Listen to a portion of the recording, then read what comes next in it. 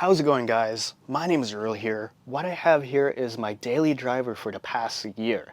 This is a 2019 16-inch MacBook Pro. And yes, I know you guys are gonna say, why are you not using an M-chip MacBook as your daily driver? Or why are you not using the M4? Or why are you not using an actual Windows machine as your daily driver since you edit on Vegas Pro and that requires Windows, etc., etc. Before this 2019 has become my daily, I had a Razer Blade, specifically a 2018, which I bought pre-owned, and it lasted me for a couple of years, honestly. It wasn't that bad. Although, we have Razer stuff, such as swollen battery, and the speakers are going out, and the fans are spinning pretty loudly, the typical Razer unreliability. However, one of the best parts about having that Razer was its design. Its design was very similar to a MacBook. It's made out of aluminum, it's metal, feels very nice to put on your lap because it's a good quality machine.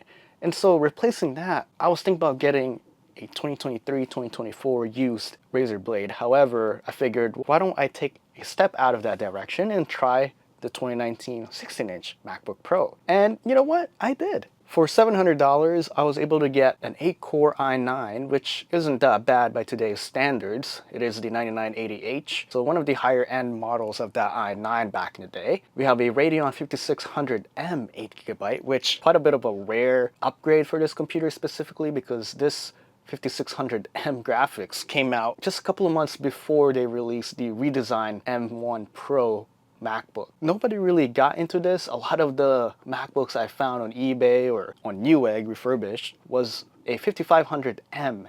Now the difference between the 5500M and the 5600M is the type of memory. So the 5600M graphics is an HBM2 graphics, so it's a high bandwidth memory and honestly performs around like a 2060 RTX, so it's not too bad. I was able to play good old GTA 5, Borderlands 3, like some of those recent video games, which is very surprising on this very thin chassis. And honestly, one of the biggest things that I found that is really good for the money is the fact that this thing has 64 gigabytes of memory. Now, I had an issue earlier this year where my 32 gigabytes on my Razer Blade would just top out and just straight up crash all my projects on my Vegas Pro, which is my editing software. Later, I found out that it had a memory leak on that program, so now it's kind of fixed, so I kind of don't really need 64 gigabytes anymore. But I guess now that we're having some memory shortage, this is a very good deal because, I mean, heck, a 64 gigabyte DDR5 is like, what, $600 or something like that, which is crazy. So hopefully that doesn't stay too long because I do have plans of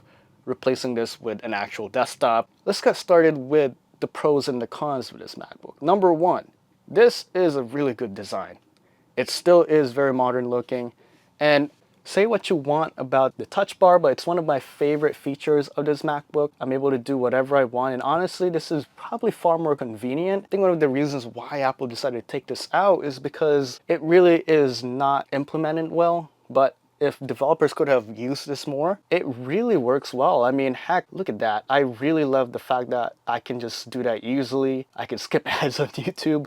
That was one of the tricks over there, but this is honestly one of my favorite features about this MacBook, and it's sad to see that this hasn't really come when it comes to the newer products. And also the display is absolutely gorgeous. Even though it is only a 60 Hz display, honestly really good, and it's still relatively bright. So I've never had any proper issues. The only thing I really have ran into is the fact that it's only 60 Hz, but I mean, that's what my 144 Hz 34-inch ultra-wide display is for.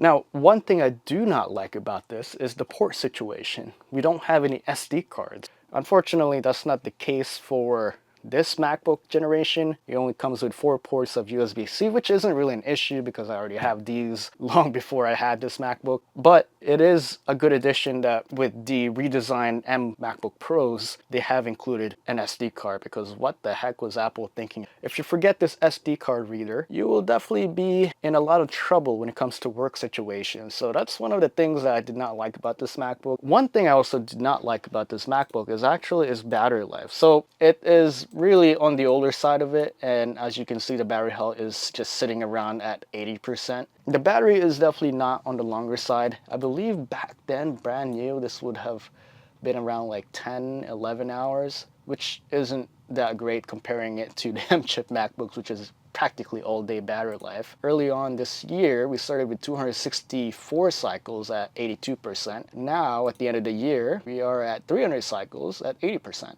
So I've used this a couple of times outside, and it definitely isn't great. It would last about like 3 to 4 hours of full-on blasting editing mode. That is Windows, by the way, so I'm sure when it comes to Mac OS, it isn't that far off. It's probably between 5 to 6 hours. So right off the ballpark with that, and the fact that this is running Mac OS Tahoe, the video I made a couple of months ago, which surprisingly blew up with Mac OS Tahoe running on this computer specifically, that was a shit show. I mean, it was completely unusable, and that was because it was still in beta 2. Now that this is officially a release version of macOS Tahoe, you can see it is plenty quick for what it is. I mean, it's not like M4 quick, but it gets the job done for sure. The i9-9980H is along the lines of an M1, between an M1 and an M1 Pro. The M1, even today, is not too bad. You know, it feels like a gas car. So I think that's one of the biggest things I noticed between the ARM Apple Silicon and the Intel series is that with the M chips, it's instantaneous. Instant torque because they're electric. One click of a button press right here, boom, you're right off the bat. With the Intel MacBooks, they just take a bit of time. You know, it takes time. It needs to shift to second gear. It needs to do this and that. But once it gets going, it's pretty quick. Not really too bad. And of course, as you can see, I'm able to scroll with my touch bar right here. Opening programs for the first time, as you can see, it does take quite some time. But once you close it, and then open it again, it's relatively quick. If you guys didn't know, I use this machine mostly as a desktop. We have our laptop display acting as an extended display to my 34-inch 3440 by 1400 display. A lot of times before I started using this as my desktop machine, I noticed that the fans were spinning pretty hard, and so what I got was this matching color laptop fan. And it's like one big gigantic fan in the middle, and so it definitely has a little bit of better airflow for sure. Let's be real here, Intel machines always run hot no matter what.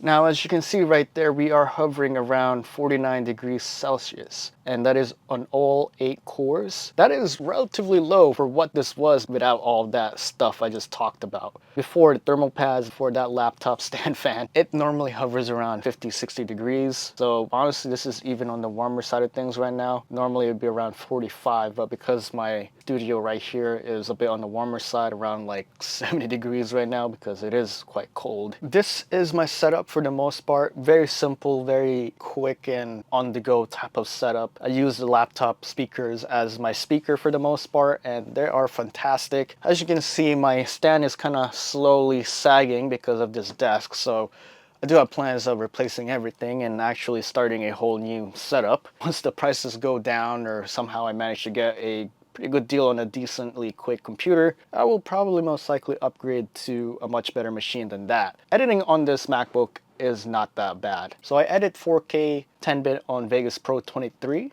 And for the most part, it has been a pretty smooth sailing. I never had any issues with it. And especially the fact that it has 64 gigabytes of memory.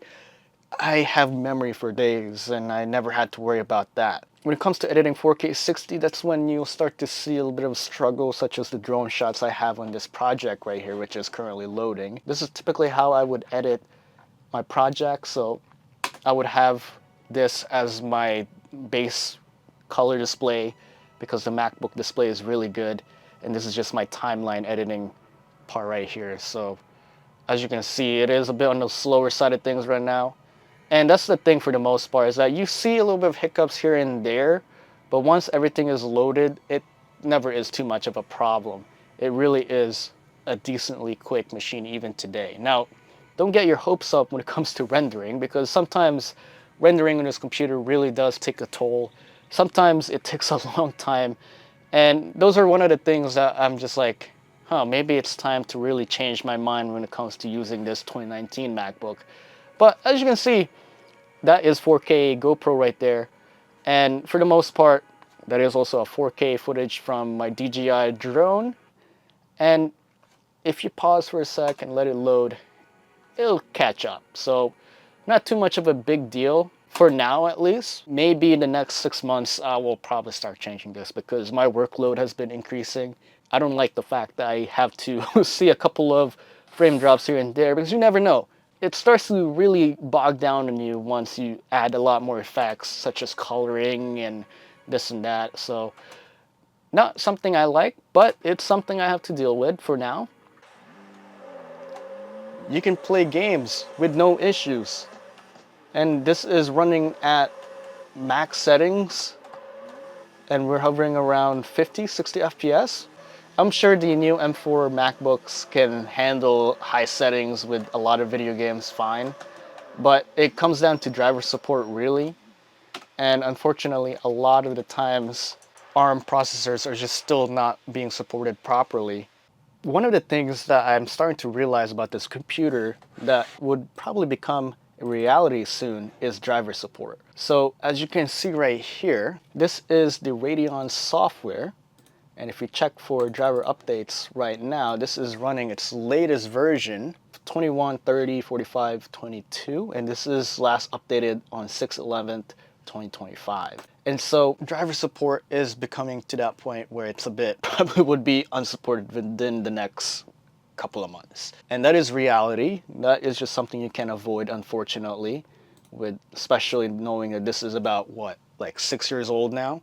You know, while it lasts, I think you should just enjoy it. And if you can get this MacBook for a really good price, I would definitely still get one. To conclude this video, it really is up to your personal opinion on what you want to do with this computer. Personally, I don't really see myself owning this computer until next year, by 2027 at most. I'll probably even honestly switch it up and go back to a Razer Blade or find some sort of nice Windows gaming computer that is probably has like a 570 or 580 graphics on it just for editing and go back to that. It has been a very good journey with this computer, and I don't think I'm selling it because it really is one of a kind. It has a 5600M graphics, maxed out CPU, and all the bells and whistles you can think of. And so it really isn't that bad when it comes to day-to-day tasks. It really is a good machine. I'm telling you, it still is pretty good. Very solid. It's just, when it comes to editing, when it comes to 4K, yeah, you'll see some noticeable drops in frame rates here and there. And so, unfortunately, I can't afford that when it comes to my field. So I need to have somewhat of a recent computer that doesn't cause too much issues like that. But hey, it was a good segue. It was a good quest. Play around with this computer and prove that not everything is about specs. It can still be played. It can still be used as an editing machine, use Photoshop, use editing softwares on it, and still be on the safe side. Of course, if you're thinking about buying a computer like this and thinking it will last the next 5 years, then I don't think that should be the type of mindset you should do. The type of mindset you should do is buy the most expensive computer you can get right now that you can afford and base it off there. Because as we all know, when it comes to technology, the cheaper you go, the less longevity you'll get. And the more expensive you go, the longer longevity you get. And that comes back to the M1 MacBooks. I mean, if you buy the most expensive M1 Max, it is still one of the best MacBooks you can buy for the money because it's so powerful. It really hasn't been superseded by much. So I hope you guys enjoyed this video. Don't forget to leave a like, comment, and subscribe. I'll see you guys later. For $700, you get 64 gigs of RAM, which you'll never have to worry about RAM issues so far. You have 1TB SSD, which is plenty enough for what you do. And you can play video games on Windows without any hiccups. As you can see with my Honda Civic right here. You can play games with no issues. And this is running at max settings. As you can see, playing, oh my god, it's a joy to play video games on this computer.